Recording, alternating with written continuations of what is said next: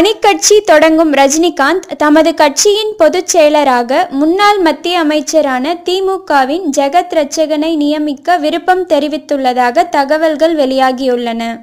ரஜினிகாந்த் பாரதிய ஜனதாவில் சேருவார் என கூறப்பட்ட தகவல்களை அவரது நெருங்கிய வட்டாரங்கள் நிராகரித்து வருகின்றன. தனிக்கட்சி தொடங்குவதில்தான் ரஜினிகாந்த் உறுதியாக இருக்கிறாராம். இதற்காக திமுக, அதிமுக, காங்கிரஸ் உள்ளிட்ட கட்சிகளின் மூத்த தலைவர்கள் பலருடன் ரஜினிகாந்த் ஆலோசனை நடத்தி வருகிறார். இந்த ஆலோசனைகளில் தவறாமல் கலந்து கொண்டு வருகிறார் திமுகவின் ஜெகத் ரட்சகன். ஜெகத் ரட்சகன் கருணாநிதி குடும்பத்துக்கு மிகவும் வேண்டியவராக இருந்தவர். கருணாநிதி குடும்பத்தின் நிதி தேவைகளையும் கூட நிறைவேற்றி வந்தவர். அவருக்கு கடந்த முறை ராஜ்யசபா எம்பி பதவி தர கருணாநிதி திட்டமிட்டிருந்தார். ஆனால் கடைசி நேரத்தில் ஜெகத் ரட்சகனுக்கு அந்த பதவி கிடைக்காமல் போனது.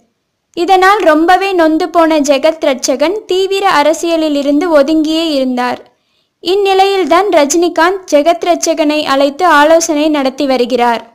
1996ஆம் ஆண்டு திமுக தமாக கூட்டணிக்கு ரஜினி ஆதரவு அளித்ததன் பின்னணியில் ஆர்.எம். வீரப்பன் பங்கு மிக முக்கியமானது. அப்போது நடைபெற்ற அனைத்து பேச்சுவார்த்தைகளிலும் ஜெகத் ரட்சகனும் பங்கேற்றிருந்தார். அப்போது முதல் ரஜினியுடன் மிக நெருக்கமானவராகவே ஜெகத் ரட்சகன் இருந்து வருகிறார்.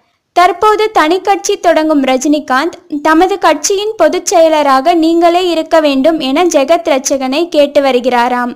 திமுகவில் அதிருப்தியுடன் இருக்கும் ஜெகத் ரட்சகனும் ரஜினிகாந்தின் வேண்டுகோளை ஏற்கும் நிலையில்தான் இருக்கிறார் என கூறப்படுகிறது. இது போன்ற செய்திகளை உடனுக்குடன் அறிய டாப் நியூஸ் சேனலை சப்ஸ்கிரைப் செய்யுங்கள். நன்றி, வணக்கம்.